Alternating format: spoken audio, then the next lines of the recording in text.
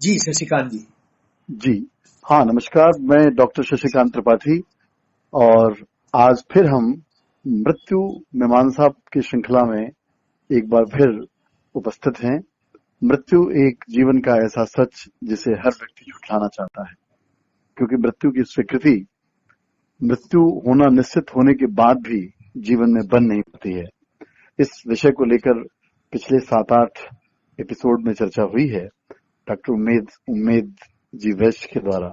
तो ऐसे में इसी चर्चा को आगे बढ़ाते हुए मृत्यु के इस पार जो मन में जो मृत्यु को लेके शंका या नकार भाव बना रहता है जीवन भर, यद्यपि तमाम सारे लोगों की मृत्यु देखने के बाद भी अपने मृत्यु की स्मृति नहीं होती, या व्यक्ति मरना नहीं चाहता, या उसे अपने मरने का ज्ञान नहीं होता। यही कारण है कि संसार को हम पकड़ने की कोशिश में लगे रहते हैं, और सारी पीड़ा इसी बात की वजह से है कि हम संसार में संबंधों को, विषय वस्तुओं को पकड़ना चाहते हैं, जबकि मृत्यु एक ऐसा सच है जिस सच के साक्षात्कार से ये सारी चीजें छूट जानी है। इसका हमें बोध होता है। इसका छूटना एक प्रकार की मुक्ति भी है। बंधन अगर संसार है तो निश्चित ही मृत्यु की स्मृति या मृत्यु का ज्ञान या मृत्यु का बोध इस बंधन से मुक्ति दिलाता है। अब इस पार को लेकर के तो सारी बातें हुई, लेकिन उस पार की चर्चा में हम लोग लगातार रत हैं, और फिर मैं डॉक्टर साहब से उस पार की चर्चा के लिए इस विषय पर प्रकाश डालने का आग्रह करूंगा। डॉक्टर उम्मेद सिंह वैश्य जी। जी शशिकांत जी। जी देखिए, भारतीय जनजीवन में मृत्यु के महोत्सव संबंधी, जी मृत्यु बहुत शुभ है इस संबंधी अनेक प्रतीक, किंवदंतियां, लोकोक्तियां, कथावतें, मुहावरे भरे पड़े, जी जो हमारे देवों के देव परम देव है भगवान शिव, जिनका शिव का एक नाम मंगल भी होता है। तुम्हारा शिव हो, मंगल हो, तो परम मंगल है मृत्यु। लेकिन इस बारे में बीच में संवाद कट जाने के कारण से और अनावश्यक भय समाज में बन गया। इस भय ने और बहुत पाप कराए हैं। इस भय ने भारतीय समाज को झूठा बना दिया, और ये झूठ हमारे जीवन के हर क्षेत्र में पसर गया। पैसे के रूप में पसर गया, दिखावे के रूप में पसर गया। हमारे जीने का पूरा ढंग जो है वो झूठ बन गया, जिसे मैं एलोपैथी जीवन पद्धति कहा करता हूँ। एलोपैथी जीवन पद्धति और झूठ, ये दोनों मुझे एक ही पर्यायवाची जैसे दिखते हैं। कभी अलग संदर्भ में इस एलोपैथी जीवन शैली के बारे में मैं जरूर चर्चा करना चाहूंगा। अभी आपके कल जो बात कर रहे थे वो भी उस पार की चर्चा। तो देखिए, वास्तव में इस पार उस पार जैसा कुछ है नहीं जी। ये सारा यही है। फर्क इतना ही है कि जन्मों के अभ्यास के कारण हम 3 आयामों में ही देख पाते हैं, जबकि ये इस पार उस पार मिलाकर ये जो संसार है, देखिए संसार में तो दोनों ही होगा ना। यत् संसरते इति संसार है, इस परिभाषा से वहां भी संचरण, वहां भी बदलाव, वहां मतलब मैं औपचारिक बोल रहा हूं, इस पार उस पार की भेद रेखा को पकड़कर बोल रहा हूं। बाकी यहां वहां भी कुछ नहीं है। जब मैं बोल रहा हूं तो मुझे बिल्कुल महसूस होता है कि जैसे एक ही है। तो कमरे के भीतर बैठा हूं कि कमरे के बाहर चला गया, इतना ही फर्क है कि जरा और खुले में चला गया। चलिए फिर दोबारा बात करते हैं जी कि हमको दिखने का अभ्यास क्यों नहीं है, कि बाकी 4 आयाम क्या है। तो क्वांटम को खोज करते समय कुछ नए डायमेंशंस की चर्चा आती है। हम इस बात को मिलाकर नहीं देख पाते कि ये नए आयाम जो हमारे जैन दर्शन में आए हैं शादवाद के नाम पर, और ये वही है जो जहां विज्ञान अटका हुआ है। विज्ञान भी क्वांटम के संदर्भ में, क्वांटम थ्योरी के संदर्भ में नए आयामों की संभावना और व्यक्त करता है, और एक हाइपोथिकेशन के नाम पर 5 नए आयाम और हैं, 5 फिर 11 फिर 15 और फिर 21 तक, और गूगल सर्च में देखेंगे तो चर्चा आएगी, विस्तार आएगा, और 5वें 6ठे 7वें का तो वो चित्र वगैरह बनाकर भी दिखाते हैं। तो मैंने उन चित्रों को बहुत तरह से जांचा, देखा, तो कुल मिलाकर वो 3 आयामों के ही है, सिर्फ 3 आयामों को ही अलग अलग तरह से, अलग अलग समीकरण से, जिसमें गणित की कई सारी विधाएं आ जाती है, वो मिला जुला करके, और कुछ तो गपड़ सपड़ शब्द ही लगता है मुझे कहना। और ये प्रयत्न सिर्फ भारतीय विज्ञान के संदर्भ में चर्चा करने वालों तक सीमित नहीं है, बाहर से भी जो वीडियो आते हैं, इंग्लिश हिंदी में 2 ही देख पाता हूं, तो दोनों में लगभग समानता है। मेरा ऐसा मानना है, जैसे जैन दर्शन में नहीं, जैसे विज्ञान में हाइपोथिकेशन जिसे कहते हैं, उसी प्रकार ये शोधकर्ता साधक प्रस्ताव दे रहा है, इसको आप सीधा मान न लें।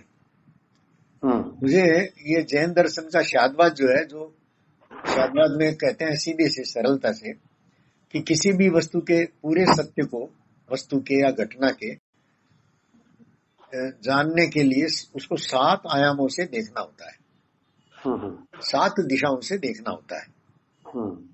वर्तमान जैन विज्ञान जो इन 7 दिशाओं या 7 तरह से समझने को आइंस्टीन की सापेक्षवाद से मिलाते हैं, तो आइंस्टीन बेचारा खुद ही अपनी और खोजों के प्रति न पहले आश्वस्त था, और अब तो मेरे संपर्क में कई लोग हैं। मैं कल ही चर्चा करता था एक भंवरलाल जी जांगीड़ की, लाडनू में, वो 85 वर्ष की उम्र में, और बहुत आराम से फोन पर मेरे पास रिकॉर्डेड है उनकी, वो कहते हैं कि आइंस्टीन ने गलती कर दी कि जो बुद्धि को ज्ञान का सोर्स बता दिया। आज तो आप और मैं और सामान्य आदमी भी कह देगा कि बुद्धि ज्ञान का सोर्स नहीं है। बुद्धि को फिजिकली निकाल करके, ये बुद्धि मतलब भेजा जिसको बोलते हैं हम, ब्रेन जिसको बोलते हैं, उसको तो ठीक कर देता है विज्ञान, चिकित्सक, और उसमें नई चिप डाल करके उसकी मेमोरी को बढ़ाना, कम करना या नियंत्रित करना, मोल्ड करना, ये आज सामान्य स्तर के जासूसी का काम रह गया है। आप है ना शशिकांत जी? हाँ बिल्कुल, मैं सुन रहा हूँ जी। जी, तो ये जो आइंस्टीन का सहारा लिया जैन आचार्यों ने, और शादवाद को बहुत निचले तल पर उतार दिया। साधक का प्रस्ताव यह है कि जो 4 आयाम है उनको समझा जाए। देखिए, मैं बहुत धीरे से कोशिश करता हूं कि आपके और मेरे बीच में जो भी संवाद चल रहा है, उसमें एक धागा, आप कहां बैठे हैं दूर, मैं कहां बैठा हूं, 1000 किलोमीटर की दूरी होगी। आप और मैं प्रत्यक्ष मिले नहीं है, और किसी योग से हम इस वर्चुअल माध्यम से मिलकर के और भागवत पर भी बात करते हैं, मृत्यु पर चर्चा कर रहे हैं, हमारे बीच में एक संबंध बन गया है। ये संबंध क्या है? ये संबंध विश्वास का है। विश्वास का है, इसलिए हम एक दूसरे की बात को पहले स्वीकार करने की दिशा में बढ़ते हैं। ये विश्वास चौथा आयाम है। 4 आयामों में से पहला विश्वास है। अब हमारी अवस्था ये हो गई है, जीवन का ढंग ऐसा हो गया है कि जिस पर जिस पर विश्वास करो वहीं से विश्वासघात मिलता है। तो विश्वास को हम जी नहीं पाते, इसलिए हम सामने वाले के सच को देख नहीं पाते। और सामने वाला कहता रहता है कि मैंने किया नहीं, हो गया मुझसे, मैं अपराधी नहीं हूं। ये किया नहीं और हो गया का फर्क तक जानने समझने का कहीं कोई प्रयत्न नहीं होता। ये कोर्टों से, सुप्रीम कोर्ट तक से जो अपराधी करार दे दिया जाता है, वो भी यही कहता है कि हाँ हुआ तो है मुझसे ये दोष, लेकिन मैंने किया नहीं। आप मेरी बात समझ रहे हैं? तो इसको और खोलें, जैसे आपने किया नहीं तो हुआ कैसे है? देखिए, यही मैं कह रहा हूं कि मैं ये कह रहा हूं कि पहले उसकी बात पर विश्वास करिए, तब आगे बढ़िए। तो हुआ कैसे के भेद वही बता देगा। ये जो अपराध हुआ है, इतना तो वो शायद शुरू से ही कह रहा था कि हाँ हुआ तो है मेरे से। भाई पुलिस के पास पढ़ते ही अच्छे अच्छे तुर्रम खां बोल देते हैं, तो कोर्ट में इतनी लंबी बहस की जरूरत ही नहीं होती। कोर्ट में तो वकील जो है उनको झूठ बोलने का ट्रेनिंग दी जाती है। वकील का मतलब झूठ, झूठ को सच बनाना, सच को झूठ बनाना। आदरणीय वकील उस पर केस करेंगे, अच्छे बड़े बड़े वकील, मैं स्वागत करता हूं उनका। और जो जिनके मन में सद्भावना है, विश्वास है, वो मुस्कुरा कर रह जाएंगे कि हाँ बात तो सच कह रहा हूं मैं। तो विश्वास जो है ना, पहले विश्वास किया जाता है, अविश्वास पहले होता ही नहीं है। पहले सत्ता विश्वास की है। आप छोटे बच्चे को देखिए, एक शिशु का विश्वास किस स्तर का होता है? आपने जरूर एक अंग्रेजी फिल्म देखी होगी, मैं बार बार कहता हूं, ए बेबीज डे आउट। आपने नहीं देखी है क्या? नहीं, अंग्रेजी पिक्चर है, नहीं देखी। बहुत पुरानी है, यूट्यूब पर उतार कर देखने जैसी फिल्म है। 1 घंटा 20 मिनट की होगी। उसमें एक छोटा सा बच्चा जो बोलना नहीं जानता, घुटनों पर चलता है, वो घर से बाहर निकल जाता है और पूरा शहर घुमाता है। बस पर भी चढ़ाया जाता है उसको, सब्जी की टोकरी में लादा जाता है और 40 तल्ला ऊपर बिल्डिंग पर उस किसी योग से चढ़ जाता है वो, और चढ़ करके वहां बहुत रिस्की परिस्थितियों में भी वो हंसता मुस्कुराता रहता है। ये बहुत क्लियर कट है कि वो भय जानता ही नहीं है, विश्वास जानता है वो, और उसको विश्वास है कि मेरा कुछ नहीं होगा। मृत्यु का भय तो छोड़िए आप, उसको किसी चीज का भय नहीं है। एक अद्भुत मुस्कान उसके होठों पर तैरती रहती है और उसके इर्द गिर्द बदमाशियां, गुंडे सब लगे रहते हैं। देखने जैसी फिल्म है। अपने घर में देख लीजिए आप, किसी बच्चे को सहज विश्वास में रहता है।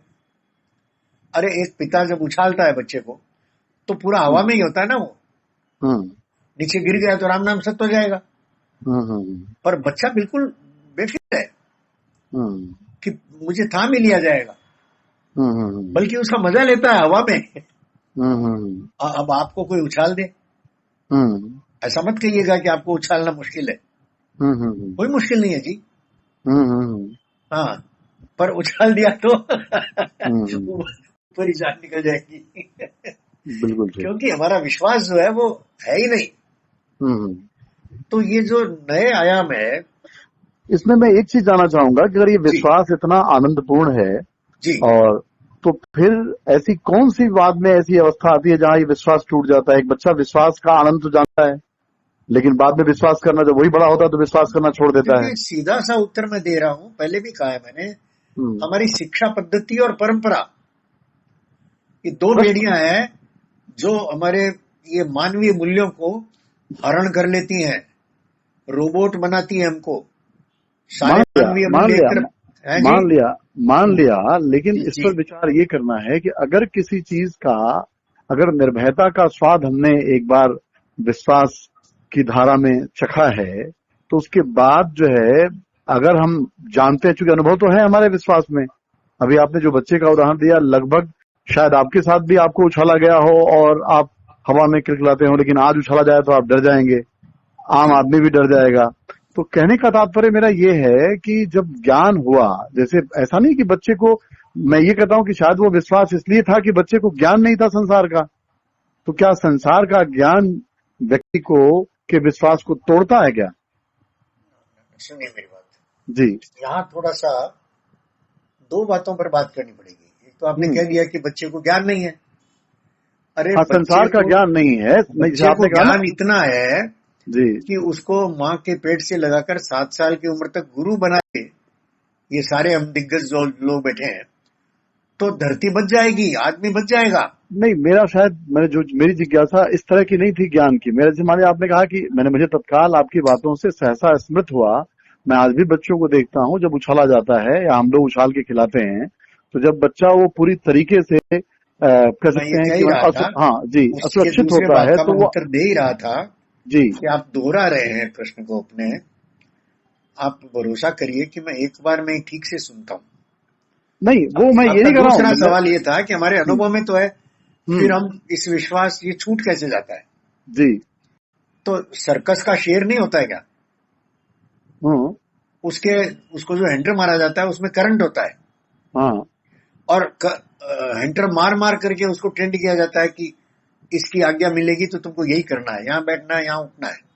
तो इसका मतलब कि समाज बच्चे को नष्ट करता है। शेर है सब मान लिया। इसका मतलब समाज जो है व्यक्तित्व को या व्यक्ति को नष्ट करता है, मानवता को नष्ट करता है समाज।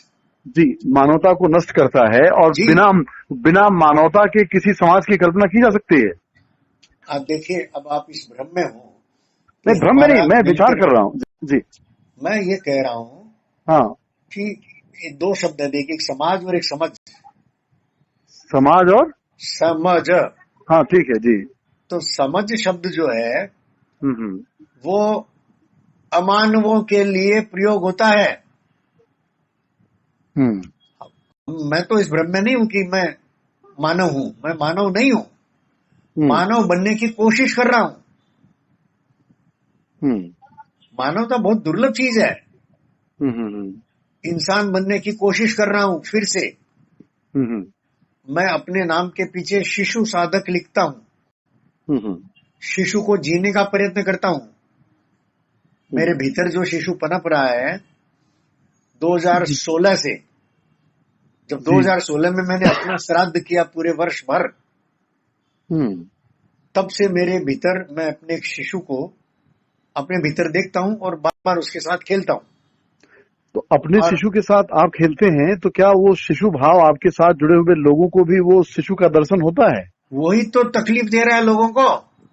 अच्छा, वही तकलीफ दे रहा है मेरी पत्नी को, मेरे बच्चों को, मेरे आसपास सबको। तो आखिर जब आप शिशु थे तो शिशु तो आनंद देता है, ये शिशु भाव आपका तकलीफ का कारण क्यों बन गया? नहीं, इसलिए जी कि ये उनको दुविधा हो गई ना। वो मुझसे अपेक्षा तो ये करते हैं, बड़ा ज्ञानी है, गुणी है, दार्शनिक है, और व्यवहार शिशु जैसा दिखता है। तो कई बार पत्नी होती है कि अपनी उम्र के अनुसार व्यवहार क्यों नहीं करते आप? तो चुप हो जाता हूं मैं, चुप हो जाता हूं और कमरे में बंद हो जाता हूं। यही बात तो जब डॉक्टर को दिखाने गए मेरे को, और वो, मैं उम्मीद करता हूं कि वो मेरी पत्नी को और मेरे को काउंसलिंग भी देगा जी। तो उसने बहुत कम समय में, अभी तो वो चिकित्सक के नाते देखा ना उन्होंने हमको, जी जी जी, तो उन्होंने मेरा डिसेक्शन करके मेरी पत्नी को 3 बार कहा कि इस आदमी को और 20 साल जिंदा रखना आपकी जिम्मेदारी है। ये आदमी बहुत कीमती है, विश्व के लिए बहुत बड़ी पूंजी है, थाती है। विवेकानंद एक थे, अभी हजारों चाहिए हमको पूरे विश्व को जी। और इसकी खोपड़ी में क्या क्या भरा है ये आप लोगों को समझ में नहीं आता होगा। और ये खाली आपको अकेले प्यार में सीमित नहीं रह सकता, ये पूरी दुनिया तक इसका प्यार फैलता है। और ये भी कहा कि आप इसको बंद भी कर दोगे तो भी फैलेगा। आप इस पर भरोसा करो, ये आदमी रिलायबल है। ये 1.5 मिनट में 2-3 बार उसने कहा। श्रीमती जी को नहीं समझ में आना था। उनकी शिकायतें बिल्कुल जायज थी, सच थी। मैंने इतना ही कहा कि आधा सच आधा झूठ, और ये झूठ बोलना उनका हक है। उनको परिवार बचाना है, परंपरा बचानी है, मुझे तो नहीं बचाना है। मैं तो अपने परिवार को बोलता हूँ, भैया तुम कहीं भी फेंक दो मेरे को, मैं तो यहाँ टिका हुआ हूँ इसलिए कि तुम जो भी है एनीवेज। तो सर, इस वहम में आप बहुत बड़े ज्ञानी होंगे, संत होंगे जी। मैं आपके मानव होने पर प्रश्न चिन्ह खड़ा करता हूँ। एक मानव का विश्वास जो है एक बच्चे से छोटा होगा। अपने आत्मविश्वास जिसको हम कहते हैं इतना डिगा हुआ होगा। एक छोटे बच्चे जितना आत्मविश्वास भी नहीं है आप में। तो आप अपने आप मानव कहते हैं तो मुबारक हो, मैं तो नहीं कहता। हमारा समझ है, समझ। हम अमानवों का हमने एक जमावड़ा कर रखा है, हम समझौता करते हैं। हम एक घर के छत के नीचे तो हैं, एक साथ नहीं है। किसी भी समझौते से, झूठ से हम झेलते झिलाते हैं। हम इन प्रश्नों को फेस ही नहीं करते। हम इन प्रश्नों के उत्तर खोजते ही नहीं। आपकी तरह कितने लोग पूछते हैं और कितने लोग बर्दाश्त करेंगे इसको। मैं आशा करता हूं कि आप मुझसे बात करना छोड़ नहीं देंगे, क्योंकि मैंने आपको एक सामान्य और एक गाली से कम नहीं दिया। लेकिन आप उससे पहले देख लेंगे खुद को भी दिया मैंने। अगर आपने ठीक से सुना है तो आप याद रखेंगे। लेकिन हम सुनते वही हैं जो हमारे खांचे में फिट बैठता है। हम चुन चुन कर सुनते हैं, हम चुन चुन कर देखते हैं। 3 आयामों में भी हम पूरा थोड़ी देखते हैं। हम अपने मन की पूरी बात थोड़ी कहते हैं। ठीक बात है। देखिए, जब मैं आपसे बात कर रहा हूं तो शब्दों में कर रहा हूं। शब्द कहां से बनता है? नाभि से उठता है ना। तो परा, पश्यंती, मध्यमा और वेखरी, ये 4 स्टेज होते हैं। आप जानते होंगे जरूर। जानता हूं जी। है ना। तो परा तक तो मेरी पहुंच नहीं हुई, लेकिन पश्यंती और मध्यमा, ये मध्यमा तक तो आपको भी दिख जाता है बहुत बार। मध्यमा का अर्थ यह है कि आदमी मध्यमा पर आकर के जो आदमी सोच रहा है, बोलना चाहता है, उसको बदलता है, डिस्टोर्ट करता है। उसके सोच में कोई बात उभरती है और मध्यमा पर आते आते विचार आता है कि इस बात को मैं इस तरह कहूंगा तो ज्यादा फायदा होगा। थोड़ा सा वो मिलावट कर देता है और सामने वाला आदमी पकड़ लेता है। महिला हो तो और ज्यादा पकड़ लेती है, और पकड़ करके वो भी फिर थोड़ा दूध में पानी और डालती है। बाहर आकर वो जो सुनने में वो अपने को, उसको जितना पसंद आया उतना सुनती है, उतना फैलाती या फैलाता है। और इस तरह अपने सोर्स से ही भ्रष्ट हुआ शब्द। अब शब्द ब्रह्म नहीं है इसलिए, नहीं तो शब्द को तो ब्रह्म कहा हमने। हमारे उपनिषदों ने ब्रह्म कहा। अक्षर शब्द से अक्षर की ओर यात्रा हो। जिस शब्द को उन्होंने ब्रह्म कहा उसे अनाहत कहा गया। ये आहत शब्दों को ब्रह्म नहीं कहा गया है। बिल्कुल ठीक बोल रहे हैं आप। अब ये अनाहत आहत को जरा जांचें। हाँ बिल्कुल ठीक, बिल्कुल है ना। ये अनाहत क्या है? तरह से उठने वाला जो शब्द है वो अनाहत है। जी जी जी। आहत होता है मध्यमा पर आकर।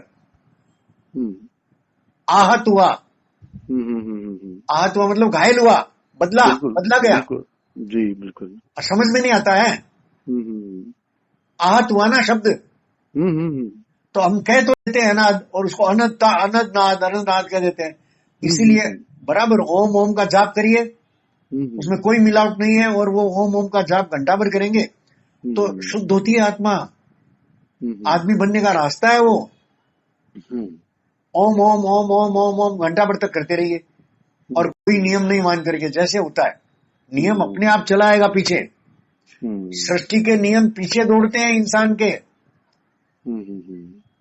अरे मानव बड़ी चीज है भैया, भगवान पीछे दौड़ता है इसके। बिल्कुल बिल्कुल। चाह गई चिंता मिटी मनवा बेपरवाह, पीछे पीछे नहीं, उसको पूछना चाहिए जो वो है पूरा शहंशाह, या मनवा बा फकीर और पीछे पीछे हरी फिरे कहत कबीर कबीर। ये है समीकरण।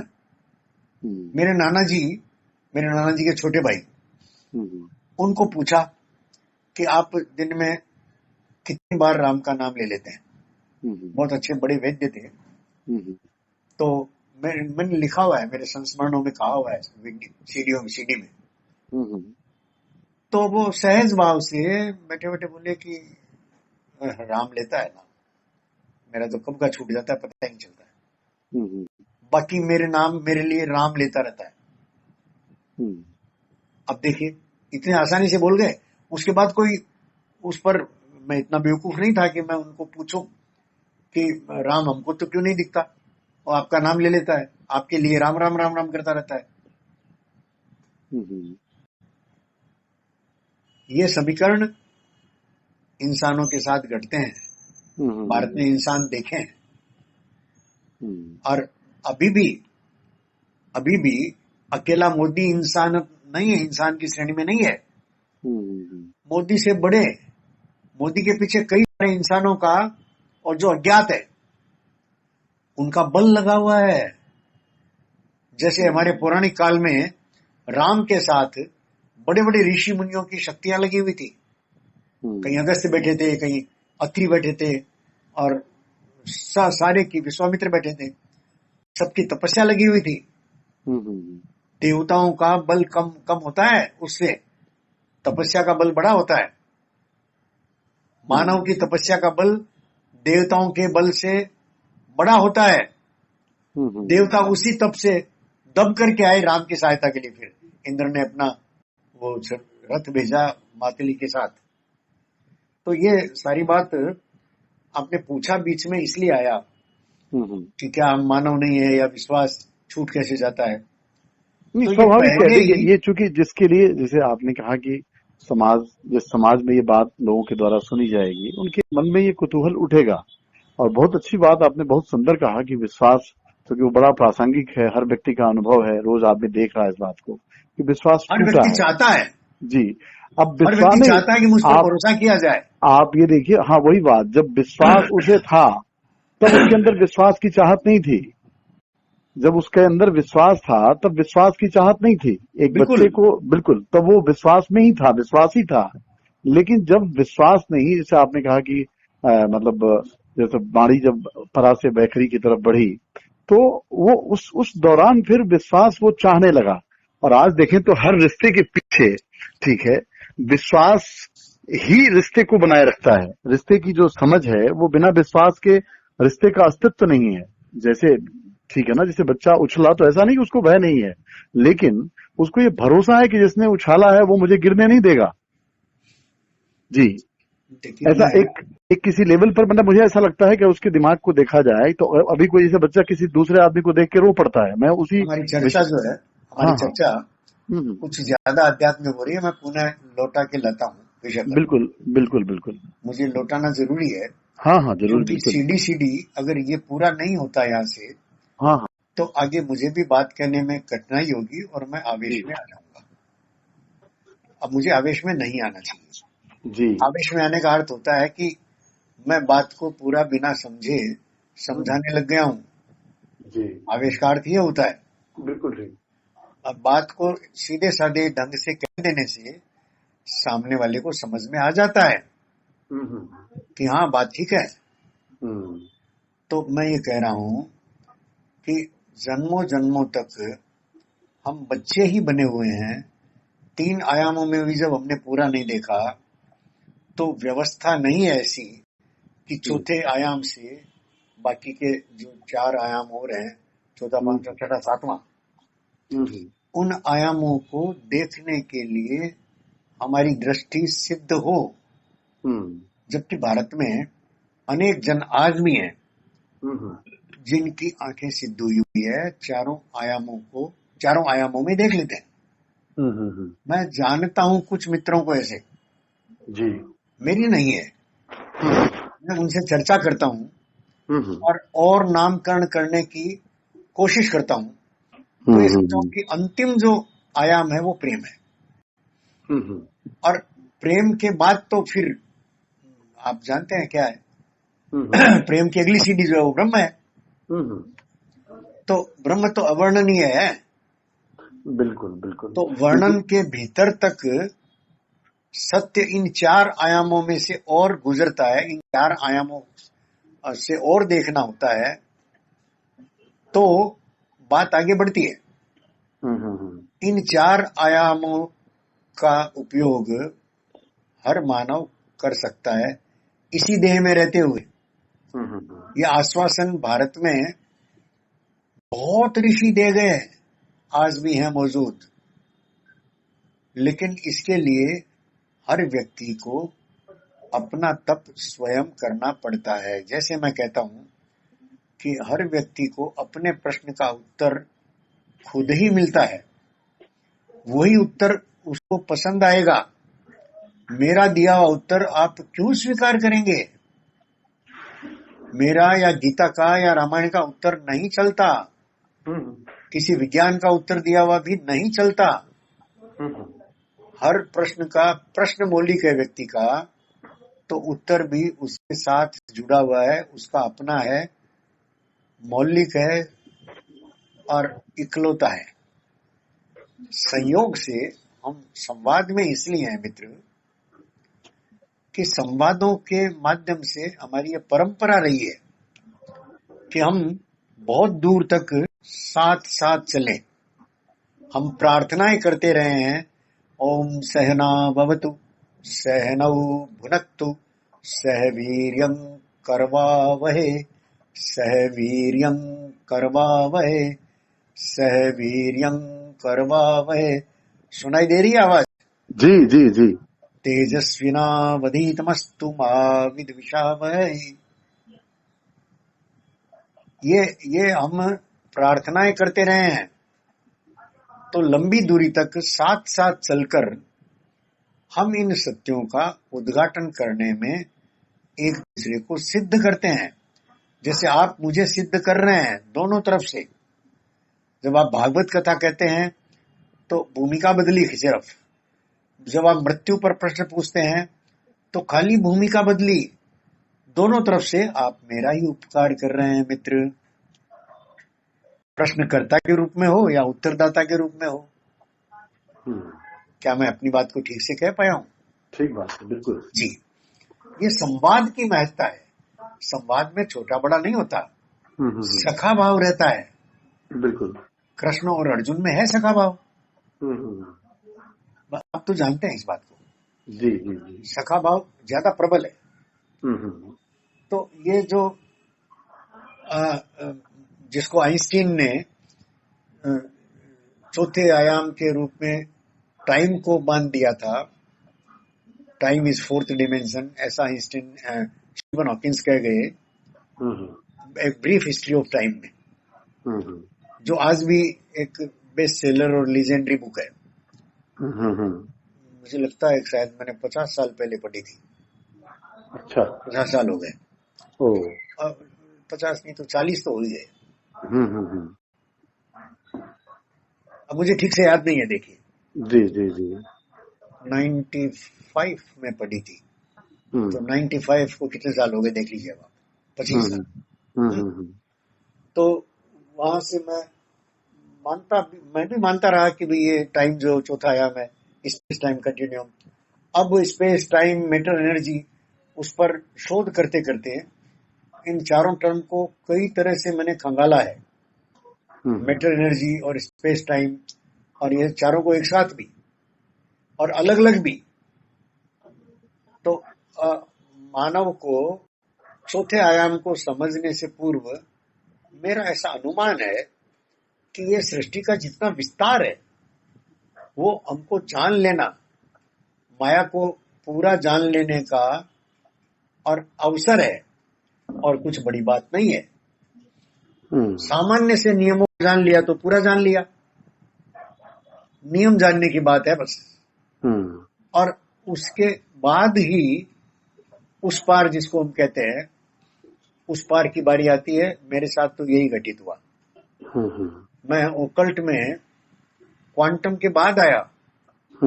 जब क्वांटम में ये समस्या आई कि भाई ये इलेक्ट्रॉन जाता कहाँ है, तो अचानक मुझे ध्यान आया जैन दर्शन का कि 7 आयामों की चर्चा है, तो 4 आयाम और कौन से। तो उससे मिलान किया, ये जो गूगल सर्च करके मैंने ये क्वांटम के साथ, क्वांटम थ्योरी के साथ। तो 4 आयाम को थोड़ा सा एक्सप्लेन करें। वो जो 3 आयाम तो आपने बता दिया, लंबाई दो बताए हैं, नहीं बाकी 2 को अभी मैं खोज रहा हूँ। नहीं, जैसे है, कोरोना है, ऐसे ही कुछ है। अच्छा, प्रेम को सबसे, प्रेम जो है आपका जो सबसे जो श्रेष्ठ आयाम है वो प्रेम है, ऐसा मानना है। चौथा आयाम प्रेम नहीं, विश्वास नहीं, चौथा आयाम विश्वास है, ठीक है। मैं जो 7वां आयाम जो प्रेम है, यस जी। तो 7वां आयाम प्रेम है और हर व्यक्ति प्रेम चाहता है जी। तो इसका विश्वास भी चाहता है। हाँ ठीक है, वो तो जब हम कहते हैं जब अंतिम आयाम चाहता है तो बाकी नीचे के तो साथ साथ लगे ही रहेंगे जी। बिल्कुल ठीक। इसका अर्थ ये है कि बाकी 4 बहुत अच्छा आपने अब जो कहा, तो नई बात मेरे सामने बहुत बढ़िया से खुली कि जैसे ये तीनों आयाम इतने जुड़े हुए हैं कि हम उनकी अलग अलग चर्चा ही नहीं करते, लंबाई चौड़ाई ऊंचाई। बस जी। बिल्कुल वैसे वो 4 आयाम जो हैं, उस पार के आयाम कहते हैं, वो भी परस्पर इतना जुड़े हुए हैं कि अलग अलग करने की जरूरत ही नहीं पड़ेगी, जब देखना आ जाएगा हमको जी। और उसी चौथे जो 7वां आयाम प्रेम है, उस प्रेम के नहीं होने की वजह से व्यक्ति में पूर्णता नहीं है, वो अधूरापन है और वो हमेशा असंतोष में जीता है। बिल्कुल सही बात, सही पर पहुंचे हम जी। तो अब इसमें थोड़ा सा विचारणीय विषय ये है कि जब भी कहीं प्रेम की बात होती है, प्रेम की बात होगी तो बैखरी के रूप में होगी, जबकि प्रेम परावाणी है, प्रेम परावाणी है, प्रेम बैखरी नहीं है जी। जो वाणी को अभी 4 भागों, मतलब जो मैं समझ पा रहा हूँ के आसपास है जी, पश्चंती में आ जाएगा जी। और जब आप परा में जाते हैं तो परा में आप भेद मिट जाता है, जैसे कहते हैं ना कि सारे जो भेद मिट जाएगा। बिल्कुल ठीक। पश्चंती में भी, पश्चंती में भेद थोड़ा सा शुरू होता हो मध्यमा पर आकर के सब गपड़ सपड़ और मिलावट होती है। बिल्कुल मध्यमा पर होती है, और बैखरी में तो खंड खंड हो जाता है, फिर खंड सब कुछ खंड हो जाता है जी। तो प्रेम अखंड की स्थिति है, अनाहत की स्थिति है। और कहीं न कहीं चूंकि जब मनुष्य के शरीर में कोई आया है, कोई भी जीव जब उसे मानव तन मिला है, तो मानव तन मिला है प्रेम के लिए। सच्चाई तो ये है, चाहे वो स्त्री का तन हो चाहे पुरुष का तन हो, क्योंकि प्रेम आत्मीय विषय है, अनाहत का विषय है, परा का विषय है। और हर व्यक्ति पूर्णता की तरफ यात्रा करना चाहता है, क्योंकि अधूरापन किसी को स्वीकार नहीं है, ठीक है ना। विकास का मतलब ही होता है कि आप पूर्णता की तरफ बढ़ें जी। तो अब सवाल ये कि पूर्ण, इसको अब मैं इसलिए कह रहा हूं कि योग सूत्र में जो अपन कई बार चर्चा कर चुके हैं इस बात पर, योग सूत्र में जो आनंद की जो खोज है, आनंद इन तीनों स्थितियों में नहीं है, न पश्चंती में है, न परा में है, न बैखरी में है। आनंद जो है, जिसको परमंद भी कहते हैं, परा के साथ है, ठीक है। आनंद एक शाश्वत अनुभव, दुख तो बदलते ही बदलते हैं। मैं थोड़ा सा अपने आप पर हेलो महसूस कर रहा हूँ। हाँ विषय पूरा का पूरा ही और वहां ले गया बहुत आगे तक जी। और मैं एक बच्चे की तरह ऐसा महसूस कर रहा हूँ। विराम देने का समय हो गया है इस सत्र को जी। हम जरा एक रीजनेबल एंड तक तो लाएंगे भाई, एक रीजनेबल एंड तक तो लाएं उस चर्चा को। हम उस पार क्या है ये बात कर रहे थे। हाँ। तो उसको एक रीजनेबल मोड पर लाकर छोड़ेंगे कि नहीं? हाँ बिल्कुल, है ना। तो वो रीजनेबल मोड पर मुझे लाने में मैं आपसे प्रार्थना करता हूँ। हाँ बिल्कुल। कि अब वो जो जिज्ञासा बहुत आगे तक फैल गई आपकी, उसको थोड़ा सा विराम दे करके वापस मोड़े। हाँ। और ये जो मैं निवेदन कर रहा था, 2 बातें वापस दोहराता हूँ कि एक तो उस पार इस पार का कोई भेद नहीं है, जैसे कमरे के बाहर और भीतर कोई भेद हाँ, निश्चित तौर पर जन्म और मृत्यु में कोई भेद नहीं है, क्योंकि जन्म एक पहलू है, मृत्यु उसका दूसरा पहलू है। बिल्कुल ठीक, बिल्कुल। कितना सरल कर दिया आपने। जी जी। तो और दूसरा, उस पार देखने के लिए आंखें नहीं खुलती, वो जो चले गए उनकी भी नहीं खुलती। जी जी जी जी। इसीलिए कोई प्रेत है, कोई अलग अलग श्रेणियां बनी हुई है जी। देवताओं की भी नहीं खुलती। देवता भी आपस में वैमनस्य है, उनके प्रतिस्पर्धा है, और मानवीय जो वृत्तियां हैं वो थोड़ी सी फाइन होकर के देवों में दिखती है। तो उस लोक की जितनी बातें हम सुनते हैं इस लोक में, उस लोक इस लोक के संदर्भ के साथ, वो बिल्कुल हमसे ही मिलती जुलती है जी। और इस बात को समझ करके मैं ऐसा एक प्रस्ताव देता हूं, अनुमान लगाता हूं, अनुमान, कि उनको भी जो देह छोड़ गए, मतलब देह छोड़ देने से ही उस पार के चारों आयामों में देखने का अभ्यास हो जाएगा, ऐसा नहीं है। इसका मतलब इस पार उस पार में कोई फर्क नहीं है। देखने का अभ्यास जो है वो इस देह में रहते हुए भी हो सकता है। इसका अर्थ यह है, इसका अर्थ यह है। और आपसे संवाद करते समय मैं धीरे धीरे चलते हुए इन निष्कर्षों तक जैसे अभी भी पहुंचा हूं, ऐसा। और ये मुझे बड़ा बल देता है, ये मेरी शोध की प्रक्रिया है। और इसलिए मैं आप जैसे गुणी आदमी के बिल्कुल चरण छू करके कहता हूं कि आइए हम बात करें जी। और बात करने के लिए एक सामान्य तरीका, भाई आप मुझे पूछिए और मैं उत्तर देता हूं, या मैं पूछ लेता हूं आप उत्तर दीजिए। जी जी जी। तो दोनों ही मेरे दोनों ही तरह के प्रयोग चल रहे हैं। तो इस पार उस पार की चर्चा अभी थोड़ी सी और बाकी है, जी, वो जी, अपन अगली बार कर लेंगे। जी जी जी जी। अब हम ओम कर सकते हैं। जी। ओम असतो मा सद्गमय तमसो मा ज्योतिर्गमय मृत्योर्मा मृतं गमय। ओम शांति शांति शांति।